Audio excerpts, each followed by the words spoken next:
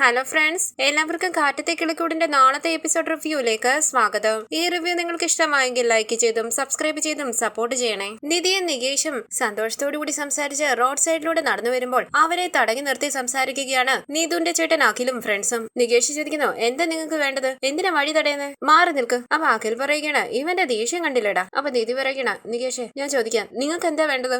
അപ്പൊ അഖിൽ പറയുകയാണ്, എന്റെ അച്ഛനും അമ്മയും വീട്ടിൽ വന്നപ്പോൾ നീ വലിയ ഡയലോഗ് ആയിരുന്നു എന്ന് കേട്ടല്ലോ. ഞാനൊരു പെണ്ണായിട്ട് ജീവിക്കുന്ന വീടാണ്, നിങ്ങളുടെ മകളെ ഇങ്ങോട്ട് പറഞ്ഞു വിട്ടാൽ എന്താ കുഴപ്പമെന്നൊക്കെ പറഞ്ഞത് കേട്ടു. 80 വയസ്സുള്ള അമ്മൂമ്മമാര് പോലും ഒറ്റയ്ക്ക് ചെന്ന് നിൽക്കാൻ മടിക്കുന്ന വീടല്ലേ അത്. നീ താമസിക്കും അതുപോലെ ഒരു വീട്ടിൽ നീ താമസിക്കുന്നത് നാട്ടുകാർക്ക് അത്ഭുതമാണ്. തടിമാട് പോലെ 5 ആണുങ്ങളുള്ള വീട്ടിലെ ഏതെങ്കിലും ഒരു പെണ്ണ് താമസിക്കുവോ? പക്ഷേ നീ താമസിക്കും. അപ്പൊ തന്നെ അറിയില്ലേ നീ എങ്ങനെയുള്ള പെണ്ണാണെന്ന്. അപ്പൊ നികേഷ് ചോദിക്കുന്നു, ആരുടെ മുഖത്ത് നോക്കിയാടാ നീ ഇങ്ങനെ പറയുന്നത്? അങ്ങോട്ട് മാറിടാന്ന് പറഞ്ഞ അഖിൽ നികേഷിനെ പിടിച്ച് തള്ളുകയാണ്. വീടാനായി തുടങ്ങിയ നികേഷിനെ താങ്ങി പിടിച്ചെഴുന്നേൽപ്പിക്കുകയാണ് നിധി. ഒരാൾ ചോദിക്കുന്നു, 5 ആണുങ്ങളുള്ള വീട്ടിലാണോ ഈ പെണ്ണ് താമസിക്കുന്നത്? അപ്പോൾ അഖിൽ പറയുകയാണ്, നിനക്കറിയില്ലേ ഇവരുടെ വീട്ടിലെ 5 ആണുങ്ങളാ, ഇവൾ ഒരു പെണ്ണ് മാത്രം.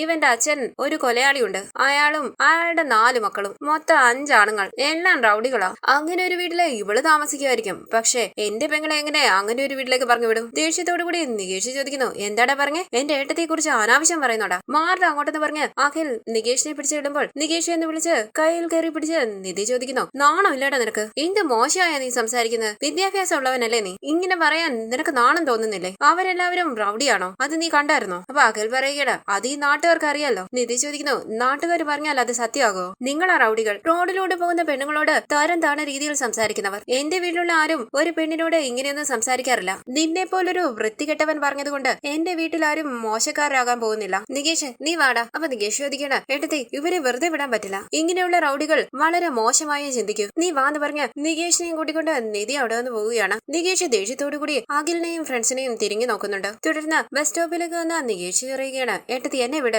അവൻ സംസാരിക്കുന്നത് കേട്ടില്ലേ, അവനെ ഒരടിയെങ്കിലും അടിക്കണമായിരുന്നു. അപ്പൊ നിധി പറയുകയാണ്, നീ ഒന്ന് ക്ഷമിക്ക്. നികേഷ് ചോദിക്കുന്നു, എന്തിനാ ഏട്ടത്തി എന്നെ പിടിച്ചു പറിച്ചു കൊണ്ടുവന്നത്? അടിച്ചവന്റെ പല്ല് താഴെ ഇടണമായിരുന്നു. അപ്പൊ നിധി പറയുന്നു, അവന്മാര് തടിമാടുകളെ പോലെ ആയിരിക്കുന്നത്, നീ അടിച്ചാൽ അവന്മാര് തിരിച്ചടിക്കും. നികേഷ് പറയുകയാണ്, സാരമില്ല ഏട്ടത്തി, അടി ഞാൻ വാങ്ങിച്ചോളാം. ഏട്ടത്തിയെ പറ്റിയും നമ്മുടെ വീടിനെ പറ്റിയും വളരെ മോശമായല്ലേ അവന്മാര് പറഞ്ഞത്, എങ്ങനെ വെറുതെ വിടാനാ? അവനെ ഒരടിയെങ്കിലും അടിച്ചിരുന്നെങ്കിൽ എന്റെ മനസ്സൊന്ന് തടുത്തേനെ. അപ്പൊ നിധി പറയുകയാണ്, നികേഷ് നീ അടിച്ചാൽ വലിയ വഴക്കായേനെ, അവിടെയുള്ള ആളുകൾ എല്ലാവരും കൂടിയേനെ, അവരെല്ലാവരും ഇതിനെപ്പറ്റി ഡീറ്റെയിൽ ആയി സംസാരിക്കും, നമുക്ക് ഇതിന്റെ ആവശ്യമുണ്ടോ? നികേഷ് ചോദിക്കുന്നു, അതുകൊണ്ട് അവരെ അങ്ങനെ വെറുതെ വിടാൻ പറ്റുമോ? അപ്പൊ നിധി ചോദിക്കണ, അവന്മാർ അങ്ങനെ പറഞ്ഞാൽ സത്യമാകുമോ? ഞാൻ തിരിച്ച് അവർക്ക് ആവശ്യമുള്ളത് കൊടുത്തില്ലേ, ഇനി നീ ആ ടോപ്പിക്ക് വിട. അപ്പൊ നികേഷ് പറയണ, ഇല്ല ഏട്ടത്തി, എന്റെ മനസ്സ് നടക്കുന്നില്ല, ഞാൻ ഇത് ഉറപ്പായിട്ടും ചേട്ടന്മാരോട് പറയും. ഇത് കേട്ട് നിധി ടെൻഷനോട് കൂടി നിൽക്കുമ്പോൾ നികേഷ് പറയണ, സുധീഷ് എണ്ണ ഇത് അറിഞ്ഞാലുണ്ടല്ലോ അവന്മാർക്ക് പിന്നെ കഴിക്കാൻ പറ്റാത്ത രീതിയിൽ പല്ലുകൾ അടിച്ചു ഒഴിക്കും. അപ്പൊ നിധി പറയുകയാണ്, നികേഷ് നീ ഇത് വീട്ടിൽ ആരോടും പറയാൻ പാടില്ല. നികേഷ് ചോദിക്കുന്നു, എന്താ ഏട്ടത്തി ഇത്? അവരെങ്ങനെയൊക്കെ സംസാരിച്ചു, എന്നിട്ടിപ്പം പറയണ്ടെന്ന് പറഞ്ഞ ഞാൻ ഉറപ്പായിട്ടും പറയും. അപ്പൊ നിധി പറയുകയാണ്, നീ അത് വിട് നികേഷ്, പറയുന്നത് കേക്ക്. അപ്പൊ നികേഷ് പറയുകയാണ്, ഏട്ടത്തി ഞാൻ പറയും, ഉറപ്പായിട്ടും പറയും. അവരെന്തൊക്കെയാ പറഞ്ഞത് അതെല്ലാം മറക്കണമെന്നാണോ പറയുന്നത്? ഞാൻ പറയും, ചേട്ടന്മാരോട് എല്ലാവരോടും പറയും. അപ്പൊ നിധി പറയുകയാണ്, നികേഷ് നടന്നത് നീ വീട്ടിൽ ആരോടും പറയാൻ പാടില്ല. അപ്പൊ നികേഷ് പറയുകയാണ്, ഏട്ടത്തി അവരെ വെറുതെ വിടരുത്, തല്ലി ചതക്കണം, പിന്നെ അവന്മാര് ഒരു പെണ്ണിനോടും ഇങ്ങനെയൊന്നും പറയില്ല. എന്തിനാ ഏട്ടത്തി എന്നെ കൂടെ കൂട്ടിക്കൊണ്ടു വന്നത്? അവരെന്നെ 10 അടി അടിച്ചാലും ഞാൻ ഒരടിയെങ്കിലും അടിച്ചേനെ. അമ്മമാരുടെ ചിരി കണ്ടില്ലേ? നിധി പറയുന്നു, നികേഷ് പ്ലീസ് ഒന്ന് റിലാക്സ് ആക്. എങ്ങനെ റിലാക്സ് ആകാനാ ഏട്ടത്തി? ഏട്ടത്തിക്ക് ദേഷ്യം വരുന്നില്ലേന്ന് നികേഷ് ചോദിക്കും. നിധി പറയുകയാണ്, എനിക്ക് തല മുതൽ കാല് വരെ ദേഷ്യം വരുന്നുണ്ട്, പക്ഷെ റോഡിൽ ഇതുപോലെയുള്ള റൗഡികൾ ഇതിനപ്പുറവും പറയും, അതിന് മറുപടി പറയലാണോ നമ്മുടെ ജോലി? നികേഷ് ചോദിക്കുന്നു, അതുകൊണ്ട് എന്തും പറയാം അവർക്ക്, ഇവരെയൊക്കെ എങ്ങനെ വെറുതെ വിടുക? അപ്പൊ നിധി പറയണ, ദേ നോക്ക് നികേഷ്, ആദ്യം നീ ഇത് വീട്ടിൽ ആരോടും പറയില്ല എന്ന് പറ. അപ്പൊ നികേഷ് പറയണ, ഇല്ല ഏട്ടത്തി ഞാൻ പറയും. നികേഷ് നടന്ന ഒരു കാര്യവും നീ വീട്ടിൽ പറയാൻ പാടില്ല. നികേഷ് ചോദിക്കുന്നു, എന്താ ഏട്ടത്തി പറയാൻ പാടില്ല എന്ന് പറയുന്നത്? അപ്പൊ നിധി പറയണ, നമ്മളിത് വീട്ടിൽ പറഞ്ഞാൽ എന്താ നടക്കാൻ പോകുന്നതെന്ന് നിനക്കറിയുമോ? സുധീഷ് വല്ലാതെ ദേഷ്യപ്പെടുമെന്നറിയാലോ. ഇപ്പോഴല്ലേ പോലീസ് സ്റ്റേഷനിൽ കയറി ലൈസൻസ് അവിടെ കൊടുത്ത് ജോലി ഇല്ലാതെ ഇരിക്കുന്നേ. നീ ഇത് പറഞ്ഞാൽ ഉറപ്പായും അവനെ വെറുതെ വിടില്ല, പോയി അടിക്കും, അവരും തിരിച്ചടിക്കും. വീണ്ടും പോലീസ് കേസ് എന്ന് പറഞ്ഞു പോയാൽ സുധീഷിന് ലൈസൻസ് കിട്ടുന്നത് മുതൽ എല്ലാം പ്രശ്നമാകും.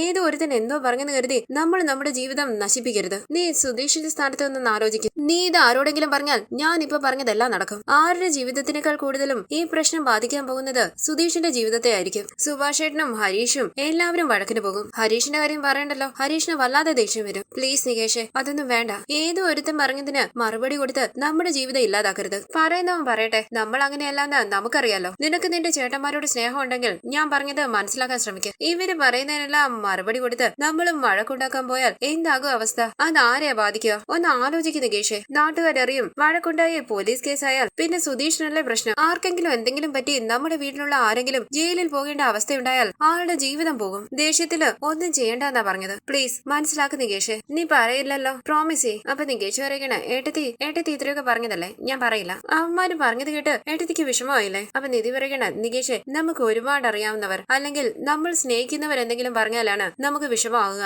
അവനൊരു റൗഡിയല്ലേ, അവൻ പറഞ്ഞത് കേട്ട് ഞാൻ വിഷമിക്കുവോ? നീ അത് വിട. ഇത് കേട്ട് നികേഷ് പറയണ ശരി ഏട്ടത്തി, ഞാൻ പറയില്ല. പക്ഷെ എനിക്ക് നല്ല ദേഷ്യം വരുന്നുണ്ട്. ചേട്ടന്മാരോട് പറഞ്ഞാൽ അവന്മാരുടെ കാര്യത്തിൽ ഒരു തീരുമാനമാകും, പക്ഷെ അത് ചേട്ടന്മാരുടെ ജീവിതത്തെ ബാധിക്കും. ഏട്ടത്തി പറഞ്ഞത് എനിക്ക് മനസ്സിലായി, ഞാൻ പറയില്ല. നിധി പറയുന്നു ശരിയടാ. നികേഷ് ബസ് വരുന്നുണ്ട്. തുടർന്ന് കടയിലേക്ക് വന്ന നീതു ഹരീഷിനോട് വഴക്കടിക്കുകയാണ്. ഞാൻ ബ്രേക്കപ്പ് ആകാന്ന് പറഞ്ഞ ഉടനെ നീ എന്നെ വേണ്ടാന്ന് വെച്ചോ? ദേഷ്യത്തിലാണെന്ന് കരുതി ഞാൻ വിളിക്കാതിരുന്നതാ, അപ്പൊ നീ എന്നെ വിളിക്കുന്നില്ലേ? അപ്പൊ ശരിക്കും എന്നെ നിനക്ക് വേണ്ടേ? അപ്പൊ ഹരീഷ് പറയണ ദേ നോക്ക്, നിനക്ക് ഇഷ്ടമാണെങ്കിൽ മാത്രം ഞാൻ നിന്നോട് സംസാരിക്കും. നിനക്ക് ഇഷ്ടമല്ലെങ്കിൽ ഞാൻ നീയുള്ള ഭാഗത്തേക്ക് പോലും വരില്ല. എനിക്ക് ഇഷ്ടമല്ല എന്ന് പറഞ്ഞാൽ നീ വരില്ലെന്ന് നീതു ചോദിക്കുമ്പോൾ ഹരീഷ് ചോദിക്കണം ഇഷ്ടമല്ല എന്ന് പറഞ്ഞു കഴിഞ്ഞാൽ പിന്നെ ഞാനെന്തിനാ വരുന്നത്? അപ്പൊ നിനക്ക് എന്നോട് ഒരു ഫീലിങ്സും ഇല്ലെന്ന് നീതു ചോദിക്കുമ്പോൾ ഹരീഷ് പറയണം നിനക്ക് ഇഷ്ടമില്ലാത്തതുകൊണ്ടല്ലേ ബ്രേക്കപ്പ് ചെയ്യാന്ന് പറഞ്ഞു പോയത്. അപ്പൊ എന്റെ ഫീലിങ്സ് എങ്ങനെയായ നിനക്കെന്താ? നീതു പറയണം ഞാൻ നിനക്ക് വേണ്ടി എന്റെ വീട്ടുകാരെ എതിർത്ത് വഴക്കടിച്ചില്ലേ, ഞാൻ എന്തോരം അടി വാങ്ങി. ഹരീഷ് ചോദിക്കുന്നു ഇപ്പൊ നിന്റെ പ്രശ്നം എന്താ? നീ നിന്റെ വീട്ടിൽ നിന്നും അടി വാങ്ങിച്ചതാണോ? നീതു പറയണം നിനക്ക് വേണ്ടി ഇത്രയൊക്കെ ചെയ്യുന്ന എന്നോട് നിനക്ക് ഒരു സ്നേഹമില്ലേ? ഒട്ടും താന്നു തരില്ലേ? ഞാൻ നിന്നെ വേണ്ടാന്ന് പറഞ്ഞു പോയാൽ പൊയ്ക്കോട്ടെന്ന് കരുതി നീ എന്നെ വിട്ടേക്കൂ? ഹരീഷ് പറയണ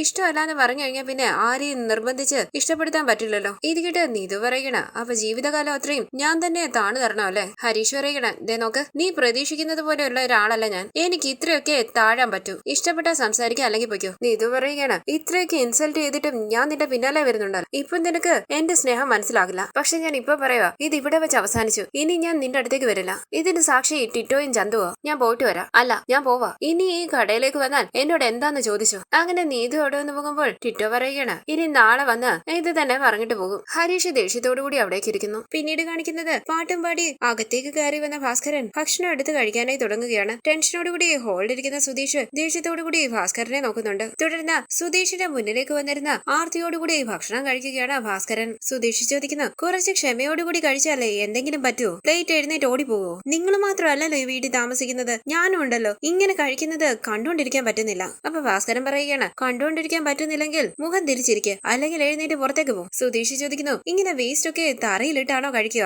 ആ വേസ്റ്റ് ഒക്കെ പ്ലേറ്റിന്റെ ഒരു സൈഡിലേക്ക് വെച്ചാ പോരെ? ആ വേസ്റ്റ് എടുത്ത് കളയത്ത് പോലും ഇല്ല, അങ്ങനെ അങ്ങ് പോകും. ആരിതെല്ലാം ക്ലീൻ ചെയ്യും? അപ്പൊ ഭാസ്കരൻ പറയുകയാണ് ഞാൻ വൃത്തികേടാക്കുന്നത് ഞാൻ തന്നെ ക്ലീൻ ചെയ്യും. നീ പറയുന്ന കേട്ടാ തോന്നുമല്ലോ നീയാണ് ഇവിടെ എല്ലാം ക്ലീൻ ചെയ്യുന്നതെന്ന്. എന്തു പറ്റി വീട്ടിൽ തന്നെ ഇരിക്കുന്നേ? ഓ ലൈസൻസ് ഇല്ലല്ലോ, ഇപ്പൊ ജോലി ഇല്ലാത്ത ആളാണ് നീ അല്ലേ? നിന്റെ അഹങ്കാരം കൊണ്ടാ ദൈവം നിനക്ക് പണി തന്നത്, എന്നിട്ട് നീ നന്നാവില്ലേ? അപ്പൊ സുധീഷ് അറിയുകയാണ് അതെ നിങ്ങള് കളക്ടർ ജോലിയല്ലേ ചെയ്യുന്നത്, എന്നെ ഇങ്ങനെ ഉപദേശിക്കാൻ. ഞാൻ ഇപ്പോഴല്ലേ വീട്ടിലിരിക്കുന്നത്, നിങ്ങൾ കുറെ വർഷങ്ങളായി ഈ വീട്ടിൽ തന്നെ ഇരിപ്പല്ലേ, ഇപ്പൊ എന്തിനാ വീട്ടിലേക്ക് വന്നത്? എപ്പോഴും ആ ചായക്കടയിൽ പോയിരുന്ന് ജോലിയില്ലാത്ത കുറെ പേരോട് സംസാരിച്ചിരിക്കാറല്ലേ ഉള്ളൂ, വീട്ടിലേക്ക് കയറി വന്ന് ഇറിറ്റേറ്റ് ചെയ്യുക. അപ്പൊ ഭാസ്കരൻ പറയുകയാണ് എടാ ഇതെന്റെ വീടാ, ഞാൻ എപ്പോ വേണമെങ്കിലും വരും എപ്പോ വേണമെങ്കിലും പോകും. നിനക്ക് ഇഷ്ടമല്ലെങ്കിൽ നിനക്ക് ഈ വീട്ടിൽ നിന്നും ഇറങ്ങിപ്പോകാം. ഇത് കേട്ട് ദേഷ്യത്തോടു കൂടി സുധീഷ് അവിടെ വന്ന് എഴുന്നേൽക്കുമ്പോൾ സുധീഷിന്റെ ഫോണിലേക്ക് വിളിക്കുകയാണ് അഡ്വക്കേറ്റ്. ഫോൺ അറ്റൻഡ് ചെയ്ത സുധീഷിനോട് അഡ്വക്കേറ്റ് പറയുന്നു ഡിവോഴ്സ് ഫയൽ ചെയ്യണം, അതിന് നാളെ നിങ്ങൾ രണ്ടുപേരും കോർട്ടിലേക്ക് വരണം. ടെൻഷനോടുകൂടി സുധീഷ് ചോദിക്കുന്നു നാളെയോ? അപ്പോൾ അഡ്വക്കേറ്റ് പറയുകയാണ് അതെ സുധീഷ്, നാളെയാണ്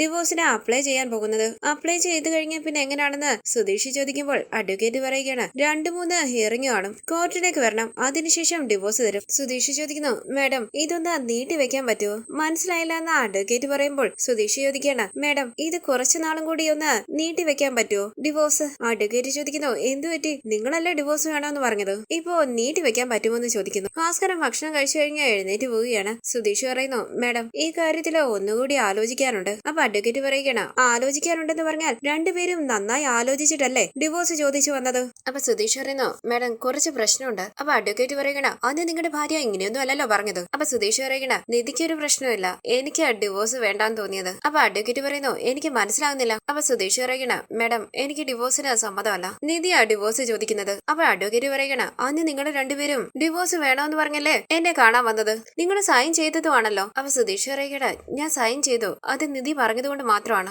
ഇത് കേട്ട് അഡ്വക്കേറ്റ് പറയണ നിങ്ങൾക്ക് ഡിവോഴ്സ് വേണ്ടെങ്കിൽ നിങ്ങൾ നിങ്ങളുടെ ഭാര്യയോട് തന്നെ സംസാരിക്കുക. അന്ന് എന്റെ അടുത്ത് വന്ന് ഡിവോഴ്സ് വേണമെന്ന് പറഞ്ഞ ഫോമിൽ സൈൻ ചെയ്തിട്ട് പോയതാ. നാളത്തേക്ക് അപ്ലൈ ചെയ്യാനായി ഡോക്യുമെന്റ്സ് എല്ലാം ഞാൻ റെഡിയാക്കിയിട്ടുണ്ട്. ഇപ്പം ഒന്നുകൂടി ആലോചിക്കണമെന്ന് പറയുന്നു. നിങ്ങൾ നിങ്ങളുടെ ഭാര്യയോട് സംസാരിച്ച ഒരു തീരുമാനം എടുക്കുക, എന്നിട്ട് എന്നെ വിളിച്ചാൽ മതി. ഓക്കെ ഞാൻ വെക്കുക. അങ്ങനെ അഡ്വക്കേറ്റ് ഫോൺ കട്ട് ചെയ്യുമ്പോൾ സുധീഷ് ടെൻഷനോടുകൂടി ആലോചിച്ച് നിൽക്കുകയാണ്. തുടർന്ന് സുഭാഷ് അവിനാശിനെ കാണാനായി സൈറ്റിലേക്ക് വരികയാണ് സുധീഷ്. അവിനാശും സുധീഷും സന്തോഷത്തോടു കൂടി സംസാരിക്കുന്നു. സുഭാഷ് ചേട്ടൻ അവിടെ നിന്ന് സുധീഷ് ചോദിക്കുമ്പോൾ അവിനാശ് പറയുകയാണ്, ഭയ്യ മുകളിലുണ്ട്. അപ്പൊ സുധീഷ് പറഞ്ഞു, ശരി ഞാൻ പോയി കണ്ടോളാം. അവിനാശിന്റെ സഹോദരി ചാന്ദിനിക്ക് സുഖമാണോ? സുഖമാണെന്ന് അവിനാശ് പറയുമ്പോൾ സുധീഷ് ചോദിക്കുന്നു, നിങ്ങളുടെ നാട്ടില് പെട്ടെന്ന് കല്യാണം നടത്തുമല്ലേ? ഇത് കേട്ട് അവിനാശ് പറയുകയാണ്, പെൺകുട്ടികളെ കുറച്ച് നേരത്തെ കല്യാണം കഴിപ്പിക്കാറുണ്ട്. പുഞ്ചിരിച്ച സുധീഷ് പറയുന്നു, ചാന്ദിനി നല്ല കുട്ടിയാ. ശരി ഭയ്യ, എനിക്ക് കുറച്ച് ജോലി ഉണ്ടെന്ന് പറഞ്ഞ് അവിനാശ് അവിടെ നിന്ന് പോവുകയാണ്. ഈ സമയം അവിടേക്ക് വന്ന സുഭാഷ് ചോദിക്കുന്നു, എടാ സുധീഷ്, നീ എന്താ ഇവിടെ? സുഭാഷ് എന്നെ കാണാൻ വന്നാണെന്ന് സുധീഷ് പറയുമ്പോൾ സുഭാഷ് ചോദിക്കുന്നു, എന്ത് കിട്ടി നിനക്ക്? വാ ഇരിക്കുന്നു പറഞ്ഞ് സുധീഷിനെ പിടിച്ച് അവിടേക്ക് ഇരുത്തുകയാണ് സുഭാഷ്. ഈ സീരിയലിന്റെ കൂടുതൽ വീഡിയോസിനായി ചാനൽ സബ്സ്ക്രൈബ് ചെയ്ത് സപ്പോർട്ട് ചെയ്യണേ. താങ്ക്